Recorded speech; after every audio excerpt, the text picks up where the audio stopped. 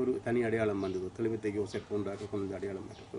அது மாதிரி பூபதி அந்த மேற்கு கடலோர மக்களுடைய, குறிப்பாக நீர்கொழும்பு வாழ் மக்களுடைய அந்த ஒரு முழு வடிவ வாழ்க்கையை பார்க்கக்கூடிய மாதிரி இருந்திருக்கும்.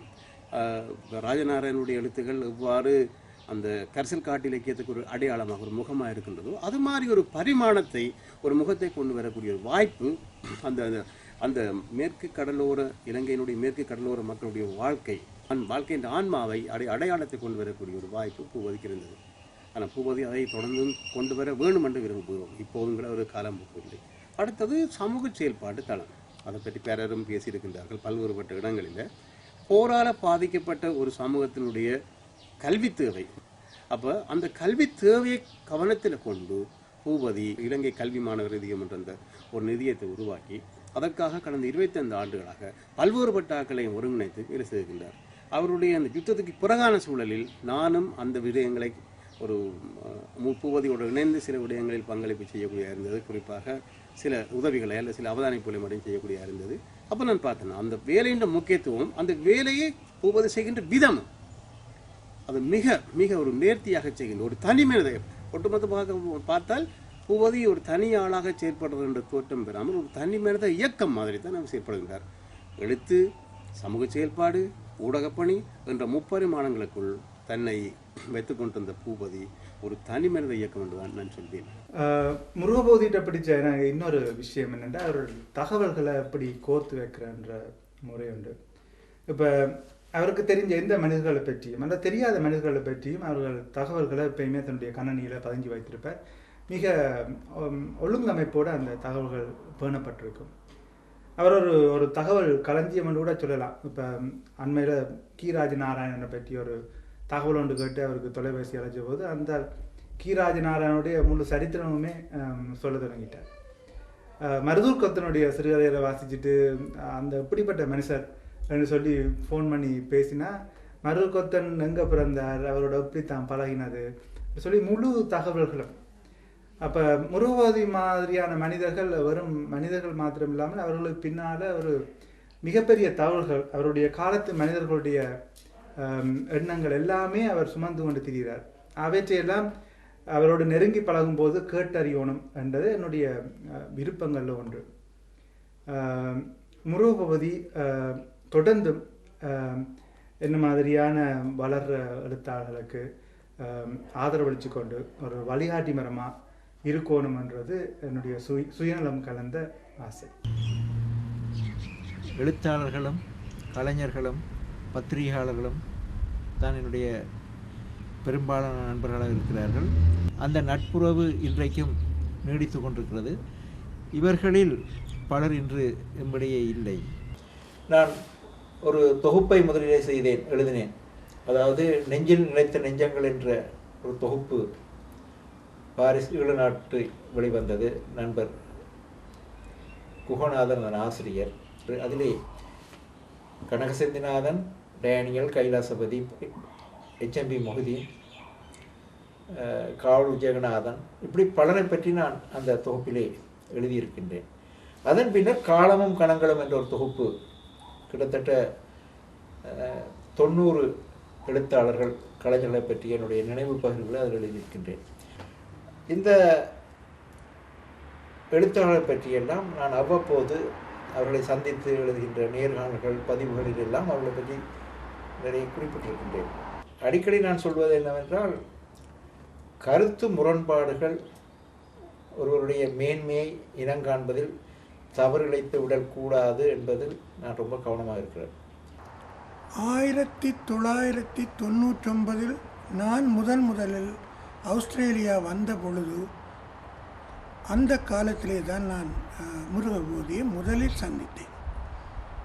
நான் வந்து 2 நாட்கள் முருகபோதியுடன் தங்கியிருந்தேன். அப்பொழுது அவர் பல இலக்கியவாதிகளை எனக்கு அறிமுகப்படுத்தி பல கலந்துரையாடல்களை ஏற்படுத்தி நல்ல ஒரு சிறந்த இலக்கிய சந்திப்பை இங்குள்ள எழுத்தாளர்களுடன் எனக்கான தொடர்பு ஒன்றினை அவர் ஏற்படுத்தி வைத்தார். அது மட்டுமில்லை, மெல்பர்னில் உள்ள பல முக்கியமான இடங்களுக்கும் கூட்டிச் சென்று அந்த இடங்களை நான் பார்ப்பதற்கும் உதவி செய்தார். அந்த வகையிலே நான் இலங்கை சென்றதும் நான் ஆஸ்திரேலியாவில் பார்த்த விடயங்களை, சந்தித்த எழுத்தாளர்கள் எல்லாவற்றையும் பதிவு செய்து ஆஸ்திரேலிய பயணக்கதை என்ற ஒரு பயண இலக்கிய நூலை எழுதினேன். அதற்கு முருகபூதி அவர்களே அதற்கு ஒரு முன்னுரையும் எழுதி தந்தார். 2001 என்று நான் நினைக்கிறேன் முதலாவது இலக்கிய விழாவை அவர் ஒரு கலை இலக்கிய சங்கத்தை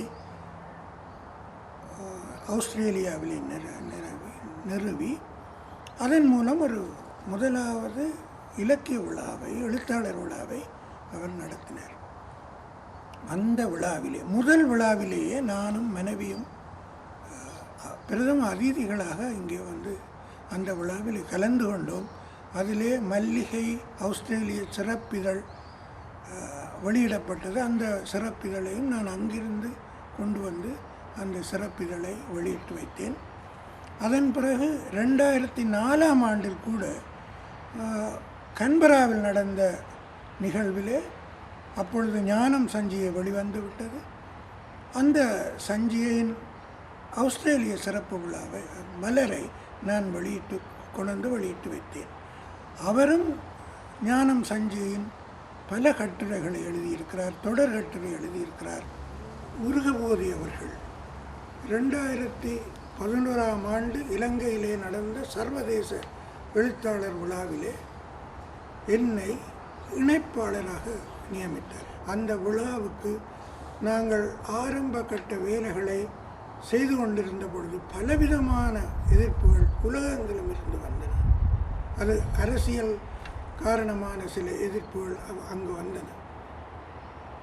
இவற்றையெல்லாம் முறியடித்து அந்த விழா மிகவும் சிறந்த விழாவாக, இற்றைவரைக்கும் இலங்கையில் நடந்த சர்வதேச எழுத்தாளர் விழா தான் இலங்கையில் நடந்த ஒரு சிறந்த சர்வதேச விழாவாக நடைபெற்றது. அந்த வகையிலே முருகபூதியின் அவர்களுடைய உலகளாவிய தொடர்பு அதற்கு உறுதுணையாக இருந்தது. அதனால் அவர் இழந்தது அதிகம்.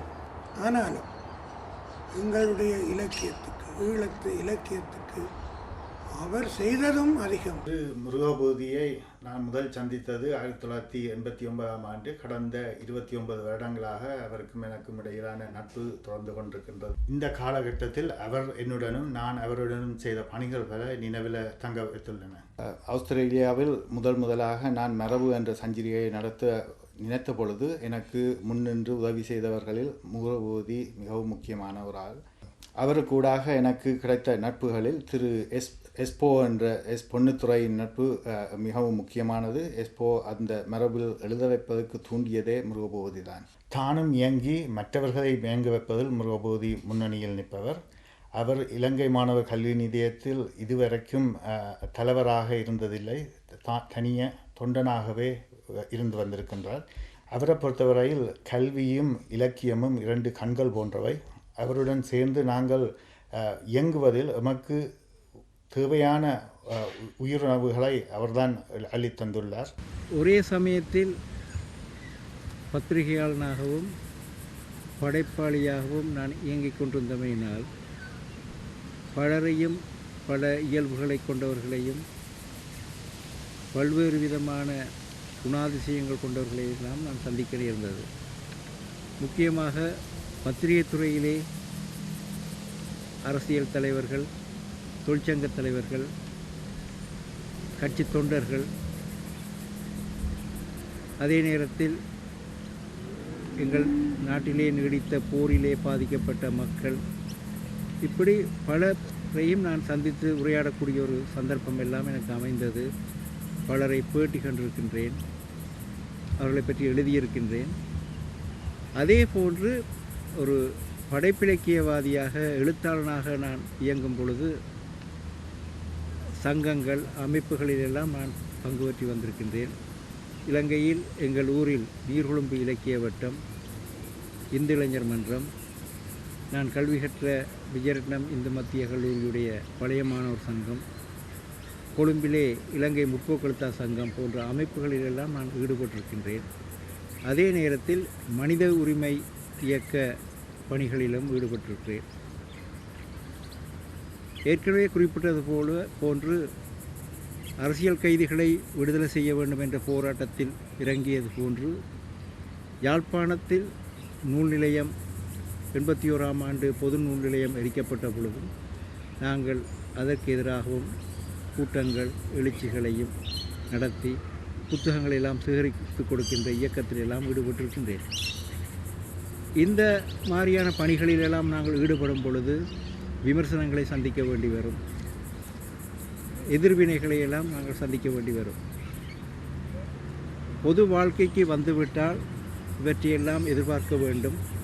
இவற்றையெல்லாம் கண்டு அஞ்சி ஒதுங்கிவிட்டால் நாங்கள் பத்திரிகையாளரும் அல்ல, படைப்பாளிகளும் அல்ல. பிரச்சனைகள் இங்குதான் இல்லை. அந்த வகையில் இலக்கிய உலகத்திலும் பல்வேறு சவால்களையும் எதிர்வினையும் சந்திக்க நேர்ந்தது. ஆஸ்திரேலியாவில் 2001ஆம் ஆண்டு முதலாவது எழுத்தாளர் விழாவை நடத்தக்கான ஏற்பாடுகள் செய்த பொழுதே எதிர்வினைகளும் அதற்கு எதிரான மாற்று கருத்துகளும் தொடங்கின. அத்தகைய எதிர்வினைகளை கண்டு நான் ஓய்ந்து போயிருப்பேனே. ஆனால் இன்றைக்கு ஆஸ்திரேலியாவில் 16 எழுத்தாளர் விழாக்கள் நடைபெற்றிருக்காது, தொடர்ந்து இயங்கிக் கொண்டிருக்கின்றோம். அதேபோன்று இலங்கை மாணவர் கல்வியத்தை 88ஆம் ஆண்டு உருவாக்கிய பொழுதும் பல்வேறு சவால்கள் விமர்சனங்களை சந்தித்தோம். அதை கன்றும் நாங்கள் ஓய்ந்திருப்போமே. ஆனால் இன்றைக்கு அந்த அமைப்பு 28 ஆண்டுகளை பூர்த்தி செய்து ஆயிரக்கணக்கான மாணவர்களுக்கு உதவி செய்திருக்காது. இவ்வாறு தொடர்ச்சியாக பொது வாழ்விலும் இலக்கிய வாழ்விலும் ஊடகத்துறையிலும் நான் சந்தித்த சவால்கள் நிறைய.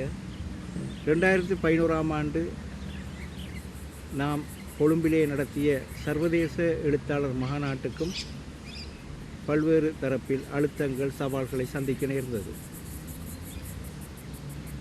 ஆனால் நாங்கள் எடுத்துக்கொண்ட நோக்கத்தில் நேர்மையும் சத்தியமும் ஒரு இலட்சிய நோக்கும் இருக்குமேயானால் எத்தகைய சவால்களையும் எதிர்கொண்டு அந்த பணியை நிறைவேற்ற முடியும் என்ற திடமான நம்பிக்கை மனதிலே இருந்தது. ஆஸ்திரேலியாவில் விக்டோரிய பல்லின கலாச்சார ஆணையத்தின் விருதை மல்டிகல்ச்சரல் அவார்ட்ஸ் ஃபார் எக்ஸலன்ஸ் என்ற விருதை விக்டோரியா முதலமைச்சர் மிஸ்டர் டெட் பெயில் லியூ அவர்களிடம் 2011ஆம் ஆண்டில் பெற்றுக்கொண்டவர்.